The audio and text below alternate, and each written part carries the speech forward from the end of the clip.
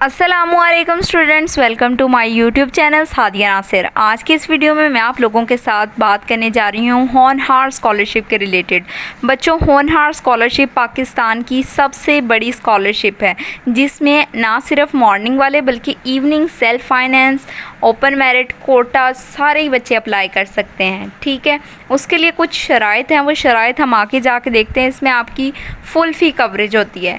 इसमें कौन से डिसिप्लिन वाले बच्चे एलिजिबल हैं ये आप लोगों के सामने स्क्रीन पे शो हो रहे होंगे। Chemistry, zoology, botany, computer science, IT, ये सारे ही बच्चे इन डिसिप्लिन्स वाले जो बच्चे हैं, 68 डिसिप्लिन्स के नाम हैं, ये सारे ही बच्चे एलिजिबल हैं।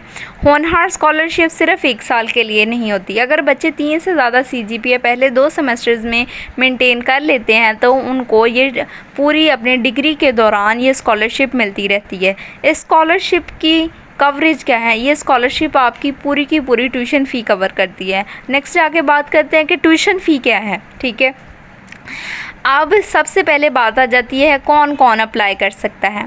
बच्चों, अप्लाई करने से मतलब अप्लाई मेल और फीमेल स्पेसिफिक जेंडर नहीं है, ऑल जेंडर्स के लोग अप्लाई कर सकते हैं। ठीक है, लेकिन उनका किसी यूनिवर्सिटी, कॉलेज या मेडिकल एंड डेंटल कॉलेज में इनरोल होना ज़रूरी है।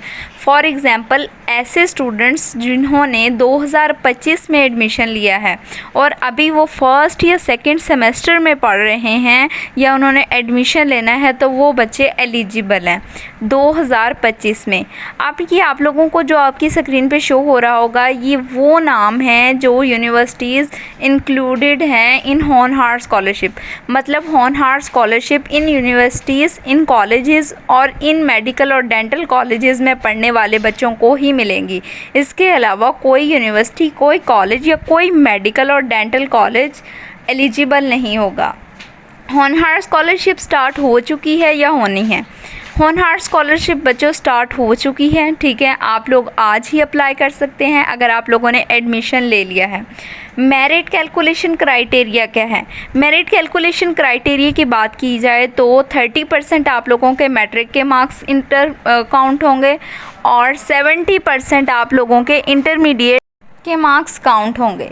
अब कुछ बच्चे कहेंगे कि हमारा इंटर का रिज़ल्ट नहीं आया। बच्चों, अगर तो स्कॉलरशिप की डेडलाइन पहले आ जाती है आप लोगों की, मतलब लास्ट डेट आप लोगों की इस मंथ की या नेक्स्ट मंथ की 10 सितंबर है और आपका रिज़ल्ट 12 या 13 को आना है, तो आप लोग इंटर पार्ट 1 की बेस पे अप्लाई करें। ये ना कहें कि हमने अप्लाई नहीं करना, हमारा तो इंटर का रिज़ल्ट ही नहीं आया। आप पार्ट 1 की बेस पे अप्लाई करें। पार्ट 2 का जैसे ही रिज़ल्ट आएगा तो फिर बाकी मतलब आप लोग जाके करेक्शन करवा लें अपने फोकल पर्सन से। ये भी हम बाद में डिस्कस करेंगे कि फ़ोकल पर्सन क्या होता है। ठीक है, आप लोगों ने जब चले फ़ोकल पर्सन की बात कर ही लेते हैं। आप लोगों ने जिस यूनिवर्सिटी में एडमिशन लिया होता है वहाँ एक अदारा होता है DFA। वहाँ पे कुछ लोगों को असाइन किया जाता है आप लोगों की हेल्प के लिए, और वो उसमें जो मेंबर्स जिनको असाइन किया जाता है उनको फोकल पर्सन्स कहते हैं। डिसिप्लिन्स का भी बता दिया, यूनिवर्सिटीज़ का भी बता दिया। होनहार स्कॉलरशिप में अप्लाई करने की लास्ट डेट क्या है? बहुत से बच्चों का ये भी क्वेश्चन है।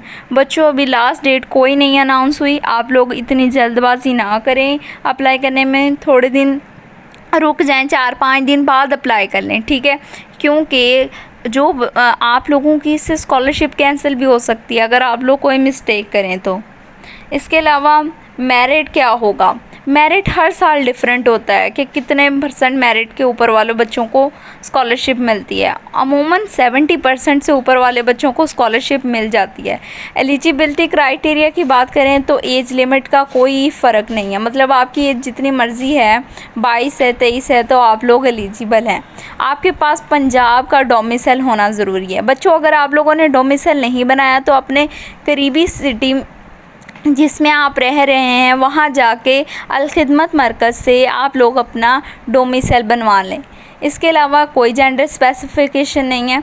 मंथली इनकम सर्टिफिकेट बनवाना पड़ेगा आपको एफिडेविट को ई स्टाम्प पेपर पे बनाना पड़ेगा इंशाल्लाह। इसके लिए मैं एक सेपरेट वीडियो बनाऊंगी कि आप लोगों ने एफिडेविट कहाँ से बनवाना है और कैसे बनवाना है। आप लोगों ने एफिडेविट बनवाना है जो लोग पब्लिक सेक्टर यूनिवर्सिटीज़ यानी गवर्नमेंट यूनिवर्सिटीज़ में पढ़ रहे हैं कि उनके पेरेंट्स की जो मंथली फैमिली इनकम है वो 3,50,000 से कम है, और जो लोग फेडरल या प्राइवेट सेक्टर यूनिवर्सिटीज़ में पढ़ रहे हैं तो उनकी फैमिली मंथली इनकम 5 लाख से कम है। स्कॉलरशिप मेरिट बेस पे ही मिलेगी, ये नहीं कि कोई सिफारिश चलेगी या नहीं, ठीक है, सिफारिश कोई नहीं चली, प्योरली मेरिट बेस होगी। और पब्लिक सेक्टर यूनिवर्सिटीज़ में अगर आप लोग पढ़ रहे हैं तो साइंस के स्टूडेंट हैं तो आप लोगों की 70% से मार्क्स 70% या 70% से ज़्यादा होने चाहिए।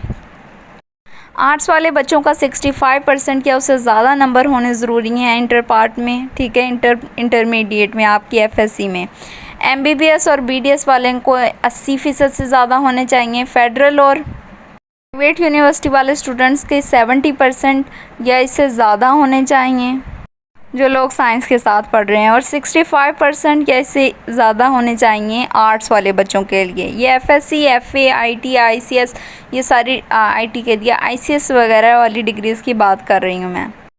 इसके अलावा मैंने आप लोगों को बता दिया ये आप लोगों की फ़ुल फ़ी कवर करेगी। फॉर एग्जांपल अगर आप पब्लिक सेक्टर यूनिवर्सिटी में पढ़ रहे हैं, आपकी फ़ी जो है आपको सिर्फ पब्लिक सेक्टर यूनिवर्सिटीज़ में ट्यूशन फ़ी ही पे करनी पड़ती है। आपकी फ़ीस 50,000 है या 60,000 है। फॉर एग्जांपल आप यूनिवर्सिटी ऑफ एग्रीकल्चर फैसलाबाद में पढ़ रहे हैं तो आपकी फ़ुल फ़ी गवर्नमेंट पे करेगी अगर आपका मेरिट पे एडमिशन होता है। मेरिट कैसे कैलकुलेट करना है मैंने आपको ऑलरेडी बता दिया है कि 30% आपके मैट्रिक के मार्क्स होंगे और 70% इंटर के मार्क्स होंगे।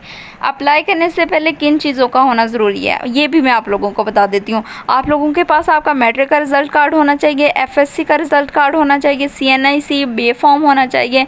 अगर ये बी फॉर्म है, बे फॉर्म भी चल सकता है, लेकिन आप लोगों के पास आप लोग कोशिश करें कि स्मार्ट कार्ड हो। स्मार्ट कार्ड आजकल किसी भी नादरा ऑफिस से बन जाता है, स्मार्ट कार्ड बनवाएं।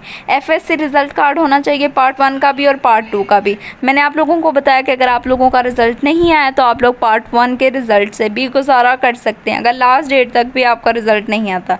डोमिसाइल होना लाजमी है, डोमिसाइल के बगैर आप लोगों को ये स्कॉलरशिप नहीं मिल सकती। इस स्कॉलरशिप के लिए आके आप लोगों को कहीं जाके अप्लाई करना पड़ेगा, जी नहीं, बल्कि बच्चों आप लोगों को सिर्फ ऑनलाइन अप्लाई करना पड़ता है और इसकी एप्लीकेशन सबमिशन की कोई फ़ीस नहीं होती। अब ये जो एफिडेविट है ये स्टाम्प पेपर पे कैसे बनाना है आप लोगों को मैं एफिडेविट सैंपल भी इसी वीडियो में शेयर कर देती हूँ, ठीक है। इसके अलावा आप लोग वेबसाइट पे भी जाके भी सर्च कर सकते हैं होनहार स्कॉलरशिप। जो एफिडेविट का सैंपल आएगा तो आप लोगों ने डाउनलोड सैंपल करना है और वो सैंपल को जाके किसी भी कचहरी में जाके आप लोगों ने वो प्रिंट अपना स्टाम्प पेपर बनवा लेना है एफिडेविट पे।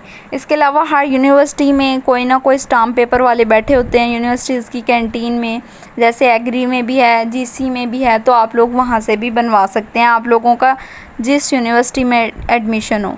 आप लोग कब अप्लाई कर सकते हैं बच्चों, अगर आप लोगों का अभी किसी भी यूनिवर्सिटी में एडमिशन नहीं हुआ तो आप लोग ये गलती बिल्कुल ना करें, अभी अप्लाई ना करें। जब किसी यूनिवर्सिटी में एडमिशन होगा आपको रजिस्ट्रेशन नंबर अलॉट किया जाएगा, उस वक्त जब आप फ़ी पे करेंगे तो आप लोग तब अप्लाई करें, उससे पहले अप्लाई करना फ़जूल है और आप लोगों की सारी ज़िंदगी की स्कॉलरशिप ये कैंसिल हो सकती है। इतना बड़ा जो चांस आप लोगों को मिला है ये कैंसिल हो सकता है।